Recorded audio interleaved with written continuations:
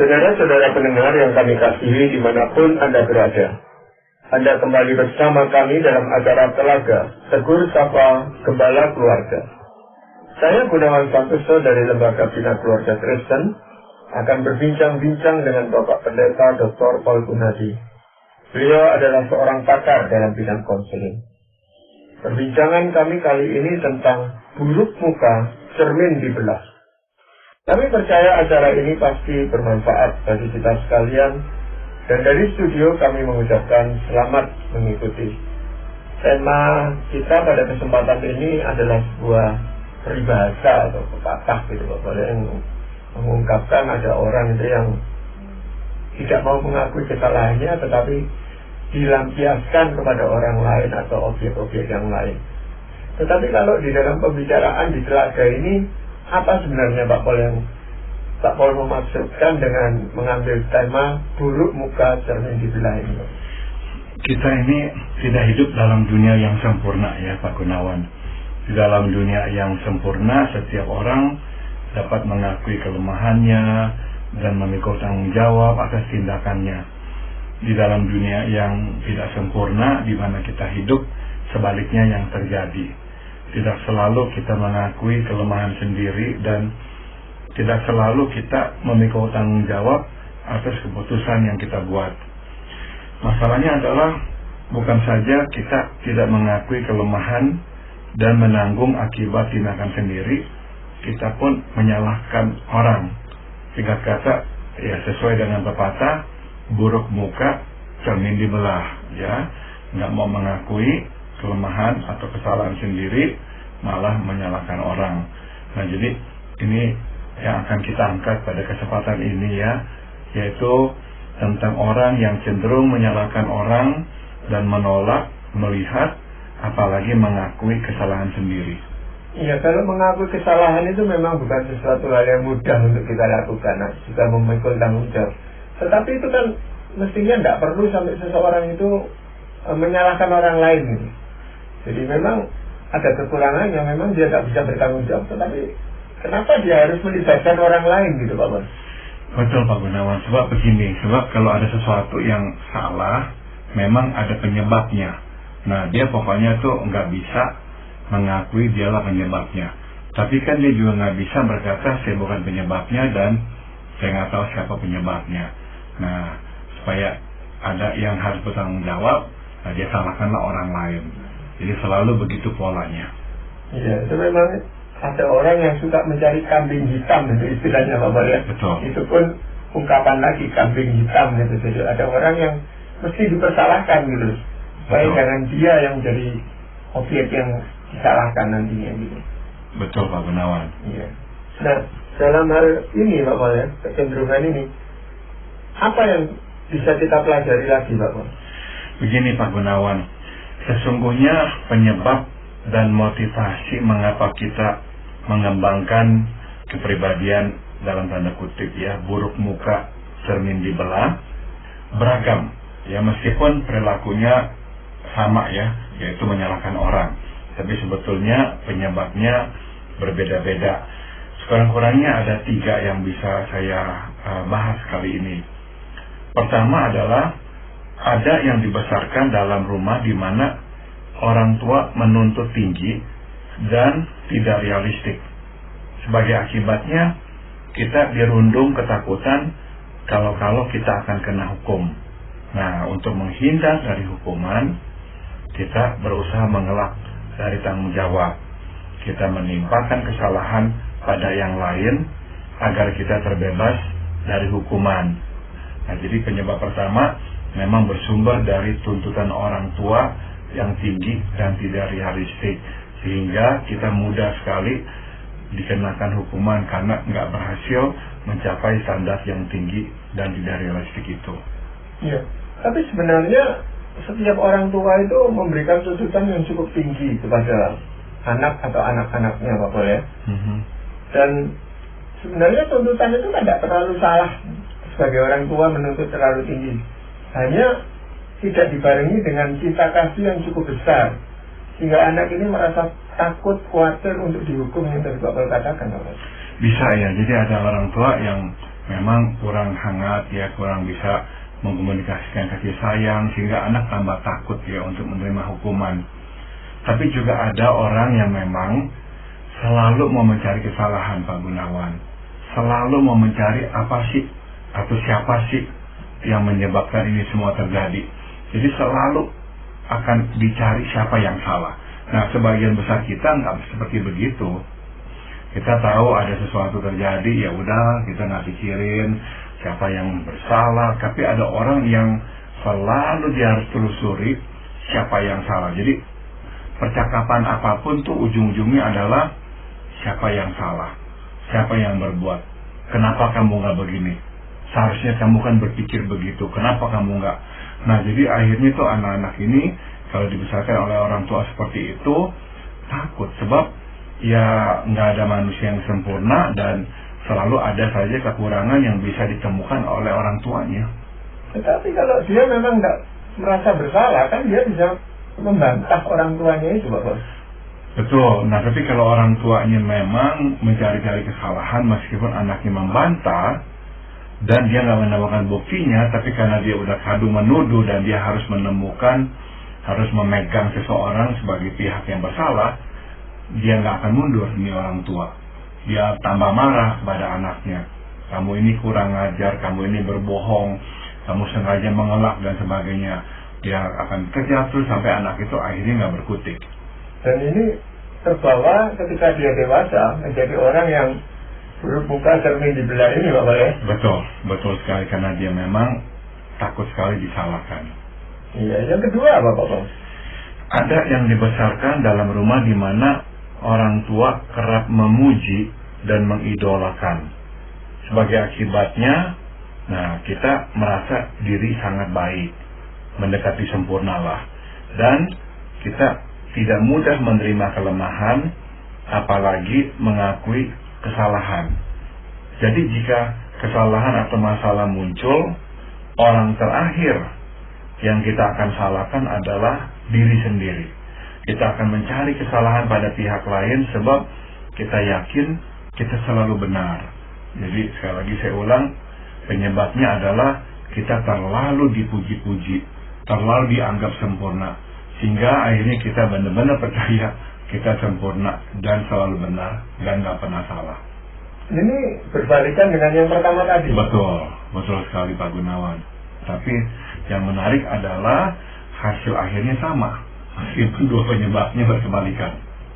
Jadi harga diri orang itu terlalu tinggi sehingga tidak mau disalahkan. Betul.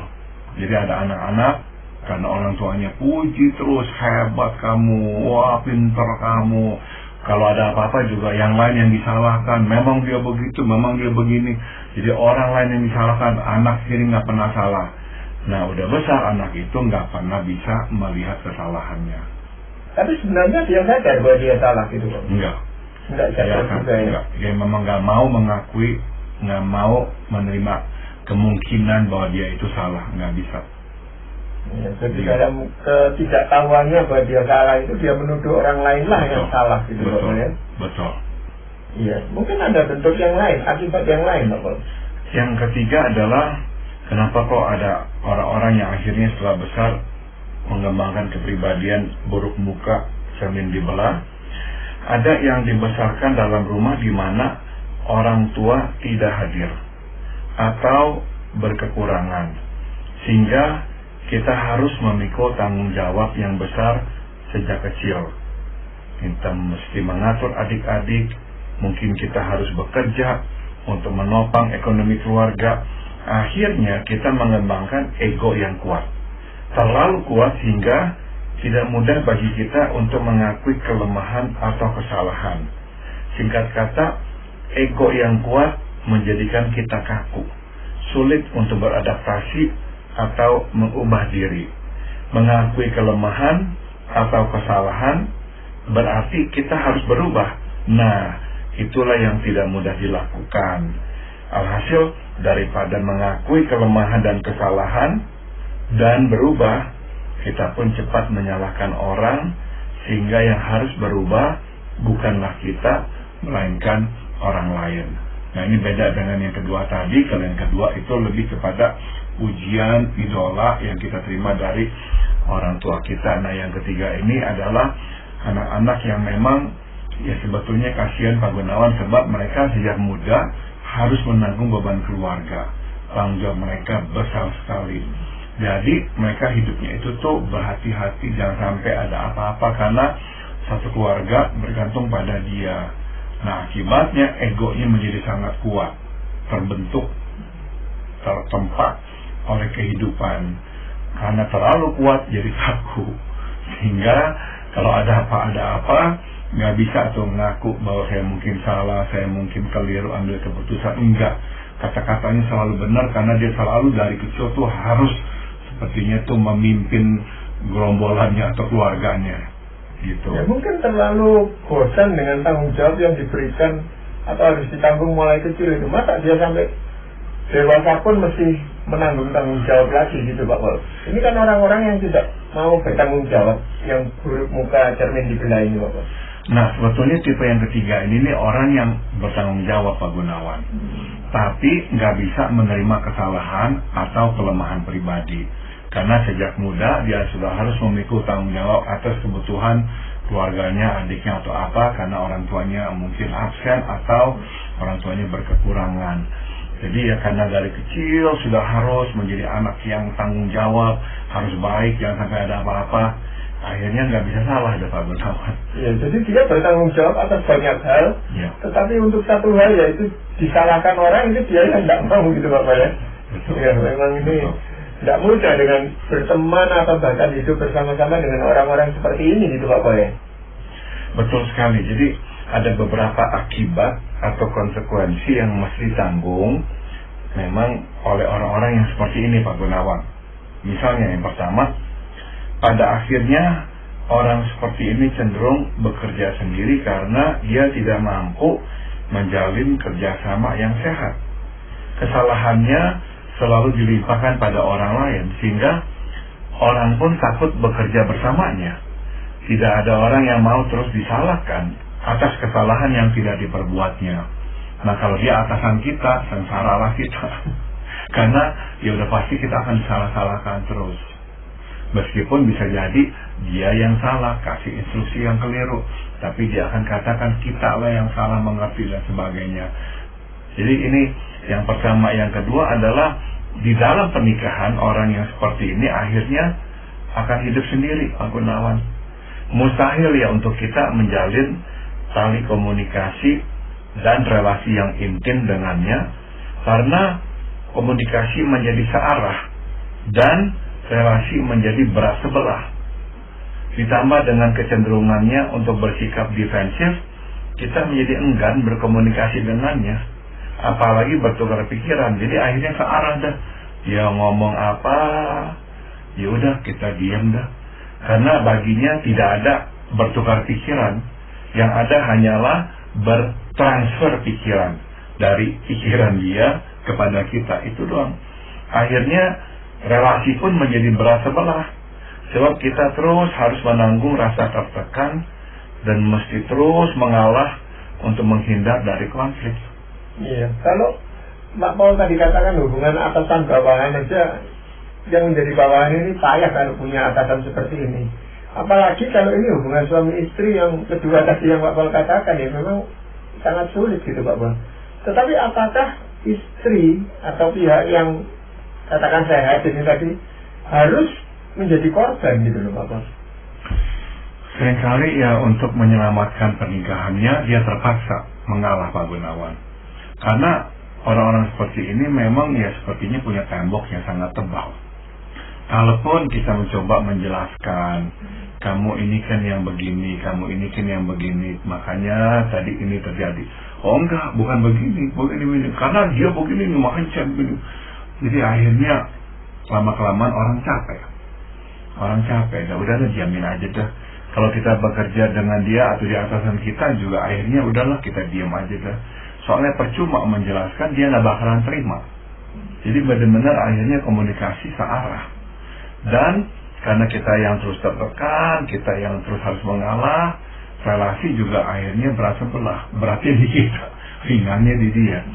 Nah, apakah ada istri yang akhirnya nggak tahan mau keluar dari pernikahan itu? Ya ada. Atau adakah suami yang nggak tahan akhirnya mau keluar dari pernikahan itu? Ada. Tapi kebanyakan memilih ya udahlah, diamin aja dah.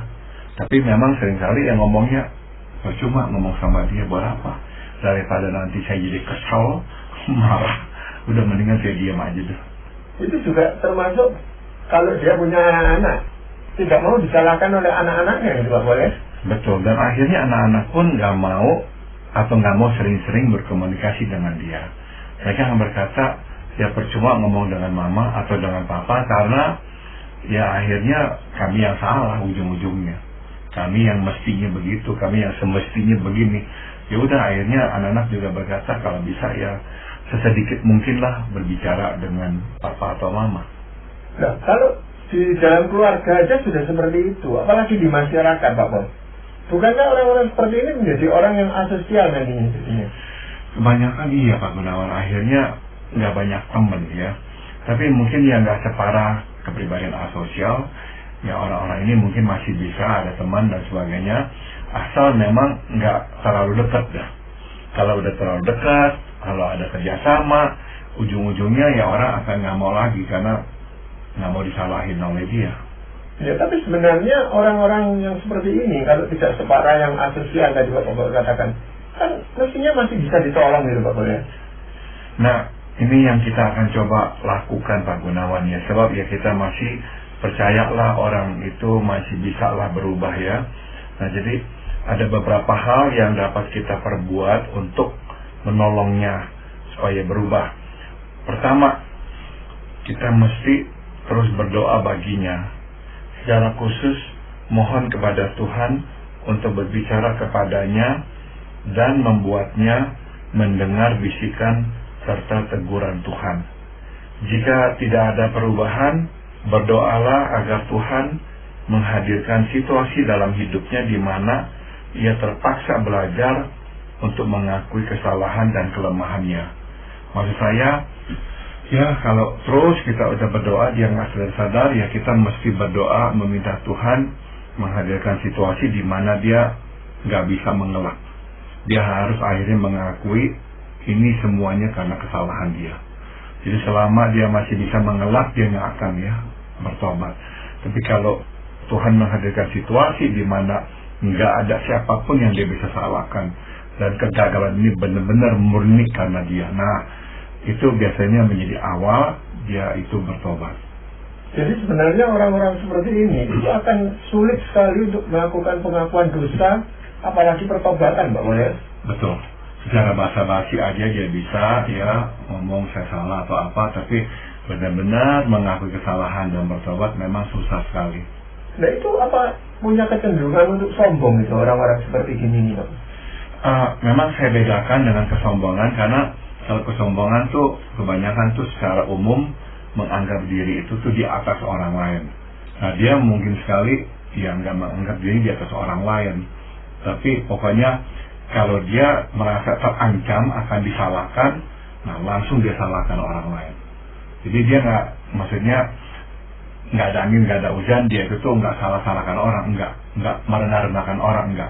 Tapi di mana ada sesuatu terjadi dan itu yang dia perbuat dan dia tahu dia bakalan nanti disalahkan, nah buru-buru lah dia cari kambing hitam, dia salahkan orang lain. Apa itu bukan bentuk pertahanan dirinya? Ya, gitu Bapak. Betul sekali. Jadi inilah cara dia memang bertahan gitu. Termasuk tipe kedua yang sudah kita bahas tadi, yaitu yang terlalu diidolakan. Jadi karena dia udah mempunyai konsep diri, dia itu sebagus itu, jadi dia lindungi dirinya, nggak pernah bisa salah lagi gitu. Nah, selain kita mendoakan dengan tekun dan kita percaya bahwa Tuhan pasti mendengar doa ini, apakah ada langkah konkret lagi yang bisa dilakukan? Kita dapat memberikannya tanggapan akan perilakunya dengan cara pertama, kita mengakui motivasinya. Misalkan kita berkata bahwa kita memahami maksudnya adalah baik. Jadi sebelum kita ngomong, berikan dia tanggapan, kita mengakui dulu motivasinya. Ya, dia itu niatnya baik, kita mengerti dan kita menghargainya. Kedua, kita pun menyampaikan kepadanya bahwa seringkali pendapatnya benar, dan kali ini pun ada banyak hal yang benar dari apa yang dikemukakannya. Namun mungkin masih ada yang terluput dari perhatiannya, dan inilah yang kita ingin sampaikan kepadanya. Nah, mohon diperhatikan, saya tidak menyinggung tentang kesalahan atau kelemahannya. Saya kira kita mengerti alasannya ya. Begitu mendengar kata kesalahan atau kelemahan, dia langsung menaikkan perisai dan menolak untuk mendengar. Jadi langkah kedua adalah kita mau memberikan tanggapan akan kesalahannya atau kelemahannya. Nah, dengan cara kita ini berkata bahwa hampir semua yang kamu katakan itu betul, kebanyakan pendapatmu itu juga benar, tapi dalam hal ini ada yang kamu nggak lihat atau kamu luput lihat. Nah, ini nih yang saya ingin katakan tentang apa yang kamu luput lihat. Jadi kita sekali lagi mengakui lah, dia itu seringkali itu berpikir jernih, bisa mengambil keputusan dengan baik. Nah, hanya ada yang dia luput lihat aja dah.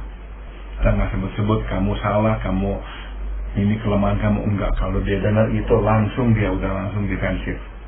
Jadi mesti kita lebih hati-hati menggunakan kata-kata terhadap orang seperti ini, Bapak, ya, supaya jangan berbalik menyerang kita lagi. Betul. Jadi masih sabar ya, kita menggunakan kata-kata yang lebih halus, yang lebih nggak langsung. Kita berikan dulu penghargaan kepada dia, nah, baru kita munculkan itu. Nah, kalau orang dengar apa yang baru saja saya katakan, mungkin orang akan berkata, saya udah coba,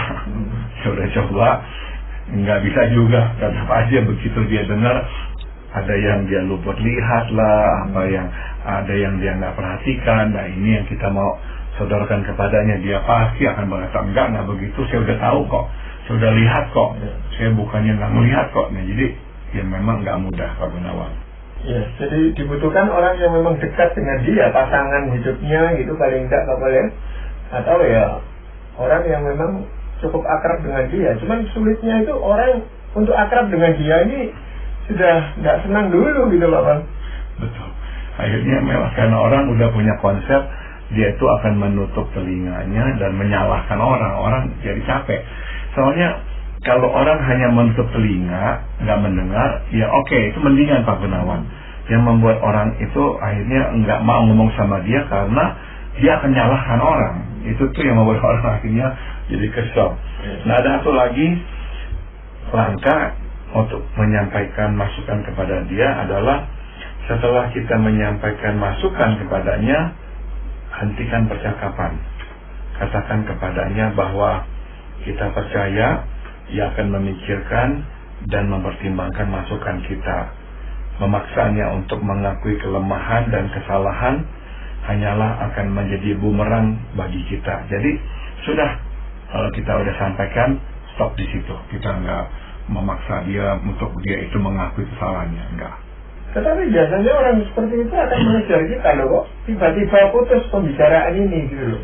Terus mengejar terus, apa masalahnya? Tapi kita tidak bisa menyampaikan bahwa dia salah, dia yang menyebabkan pembicaraan ini harus diputus. Iya, jadi memang ya kita sampaikan aja dan kita berkata, ya udah, kamu tolong pikirkan aja ya. Kalau dia masih mau ngomong ya kita mau jawab ya boleh, tapi kita bisa berkata ya mendingan ya kamu pikirkan saja dah.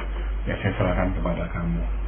Gitu. Ya, jadi semacam feedback gitu buat dia gitu, Pak Boleh. Kalau kita tidak mau melanjutkan pembicaraan ini karena nggak ada gunanya lagi gitu ya. Iya, ya. Nah, jadi kita mau lihat juga hal yang terakhir yang bisa kita lakukan ya, Pak Gunawan ya. Bekerja bersama orang seperti ini atau hidup bersama dengan orang seperti ini mengharuskan kita untuk lebih banyak diam. Jadi apa yang harus kita lakukan? Tunjukkan hikmat melalui perbuatan, bukan perkataan. Biarlah ia sendiri yang melihat bahwa Tuhan memberikan kepada kita hikmat. Makin kita banyak berkata, makin ia tertutup. Jadi lebih banyak berdiam dirilah. Mudah-mudahan suatu saat dia sendiri yang akan meminta pendapat kita. Iya.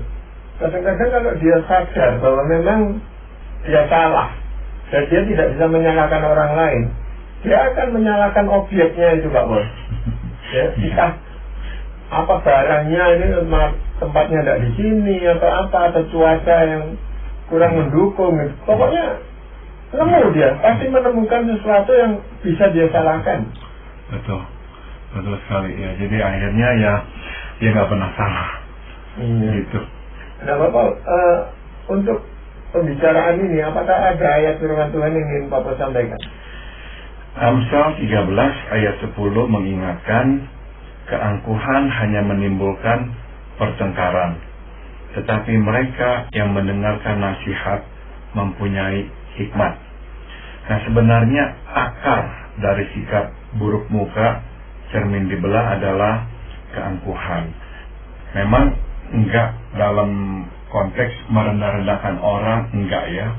Tapi diri yang enggak bisa disalahkan tuh akhirnya enggak bisa enggak menjadi diri yang angkuh. Karena susah untuk merendahkan diri, susah untuk mengakui kesalahan atau kelemahannya. Nah, jadi karena firman Tuhan dengan jelas yang berkata, keangkuhan menimbulkan pertengkaran, tapi mereka yang mendengarkan nasihat mempunyai hikmat. Ya udah, kita mesti ngaku kita punya masalah ini, datang kepada Tuhan, rendahkan diri di hadapannya, dan meminta Tuhan untuk menolong kita mencabut akar-akar keangkuhan itu dalam diri kita.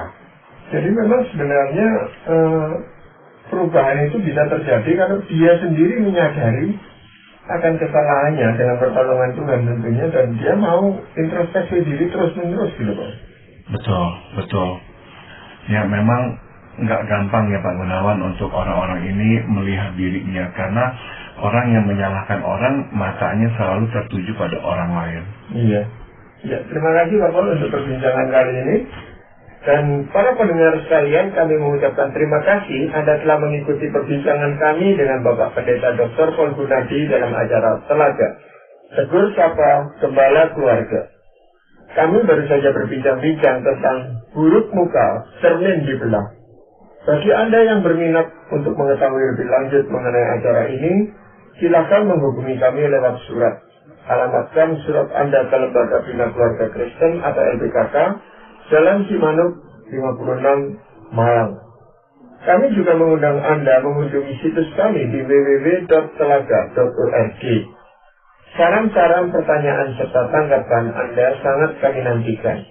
Akhirnya dari studio kami mengucapkan terima kasih atas perhatian Anda, dan sampai jumpa pada acara Telaga yang akan datang.